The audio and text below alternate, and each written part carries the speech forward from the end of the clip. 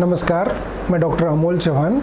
मैं as a cardiologist यानी हृदय रोग तज्ञ करके सत्य साई प्लैटिनम हॉस्पिटल उल्लासनगर में काम करता हूँ।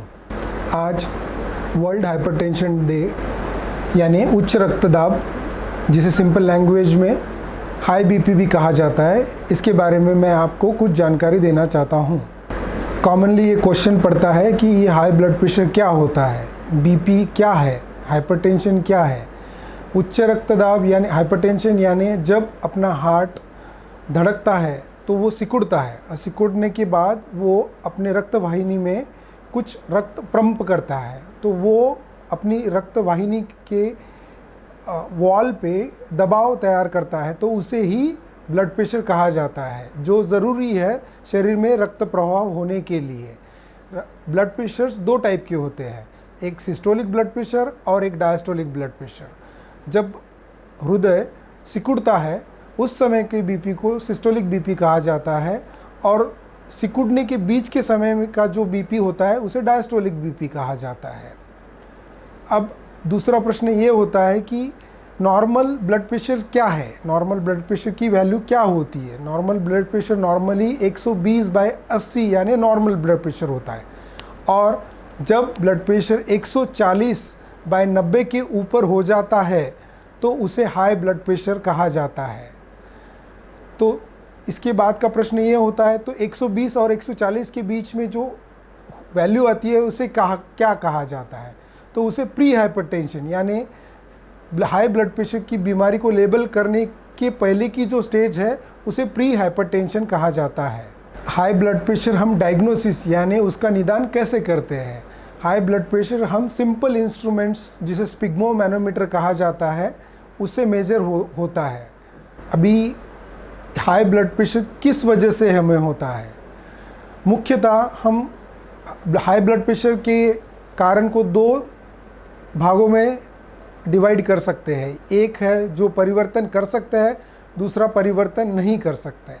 जिसमें हम परिवर्तन कर सकते हैं वो है मोटापा, हमारे आहार, lifestyle related stress which we can change, और जो नॉन मॉडिफाइबल है उसमें सबसे आगे है हमारी उम्र। जैसे बढ़ते उम्र के साथ ब्लड प्रेशर की बीमारी होने के चांसेस बढ़ जाते हैं। दूसरा है आनुवांशिकता। अगर हमारे माता पिताओं को या चाचा या मामा इनको ब्लड प्रेशर की बीमारी है तो चांसेस है कि हमें भी वो बीमारी ज़्यादा हो। तीसरा है पर्सनैलिटी। कुछ टाइप ए पर्सनैलिटी होती है जो हमेशा वर्क ओरिएंटेड रहते हैं, टारगेट ओरिएंटेड रहते हैं, स्ट्रेसफुल रहते हैं, तो उनको ब्लड प्रेशर की बीमारी होने के चांसेस ज़्यादा होते हैं। ब्लड प्रेशर के लक्षण क्या है। नॉर्मली ब्लड प्रेशर के कोई लक्षण नहीं होते हैं, उसे मेडिकल लैंग्वेज में साइलेंट किलर भी कहा जाता है, क्योंकि पेशेंट को पता ही नहीं चलता कि उन्हें कोई बीमारी है। ये धीरे धीरे अपना काम करते जाता है और अचानक से कभी भी फिर मेजर इवेंट्स या मेजर बीमारी के साथ प्रेजेंट करता है। पर जब अचानक से बीपी बहुत ज़्यादा बढ़ जाता है तो ये कुछ सिम्टम प्रोड्यूस कर सकता है, जैसे कि सर दर्द होना, आँखों दिखने में कुछ प्रॉब्लम होना या दो चीज़ें दिखना, कान में अजब सी आवाज़ आना, दम लगना, पैरों पे सूजन आना, ऐसे सिम्टम्स आ सकते हैं। क्या हाइपरटेंशन शरीर में कुछ प्रॉब्लम या कुछ किसी अवयव को डैमेज कर सकता है?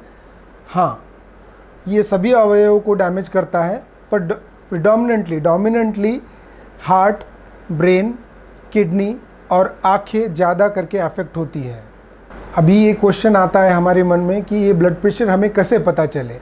ब्लड प्रेशर हम घर पे भी ब्लड प्रेशर मशीन जो ऑटोमेटेड रहती है उसे डायग्नोसिस कर सकते हैं, पर मैं ये रिकमेंड करता हूँ कि अगर आपको ब्लड प्रेशर जैसी बीमारी का पता लगता है तो आप प्रॉपर डॉक्टर के पास जाएं और उनकी सलाह से ही इसका डायग्नोसिस रखें और उनकी सलाह से ही आगे की ट्रीटमेंट ले। अभी लास्ट प्रश्न हमारे मन में ये आता है कि ब्लड प्रेशर हम कैसे कंट्रोल करें या उसकी ट्रीटमेंट कैसे चालू करें। सबसे इम्पॉर्टेंट है इसमें कि हमें ब्लड प्रेशर का डायग्नोसिस डॉक्टर से करना चाहिए और प्रॉपर मेथड से ही करना चाहिए। बाद में हम बिना दवाई की कुछ चीज़ें हमारी जीवन में ला सकते हैं, जिससे ब्लड प्रेशर काफ़ी कम होने में हमें मदद होती है। दूसरा, ये करने के बाद हम मेडिकेशंस भी ले सकते हैं। अभी जीवन शैली में क्या क्या बदल करना है जिससे ब्लड प्रेशर कम हो। फर्स्ट, हमें अपना अगर वज़न ज़्यादा है तो हमें मोटापा कम करना चाहिए। हमारा सॉल्ट इंटेक, नमक की मात्रा हमारे खाने में कम से कम होना चाहिए। Processed food, high calorie foods हमने कम खाने चाहिए।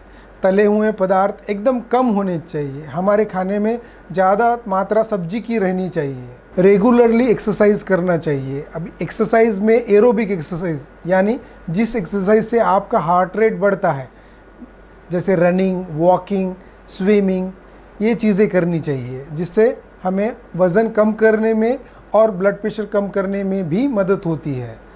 अगर ये सब चीज़ों के बाद भी अगर हमारा ब्लड प्रेशर कंट्रोल में नहीं आता है या हमारे ब्लड प्रेशर की वैल्यू बहुत ज़्यादा है तो हमें दवाई लेनी पड़ेगी। और ये ब्लड प्रेशर की दवाई हमें लॉन्ग टर्म के लिए लेना चाहिए। बीच में ही दवाई हम बंद नहीं करना चाहिए, क्योंकि अचानक से अगर आप बीपी की दवाई बंद करते हो तो वो हमारी रक्तवाहिनी पे ज़्यादा प्रेशर करती है और कुछ मेजर इवेंट्स उससे हो सकता है। धन्यवाद।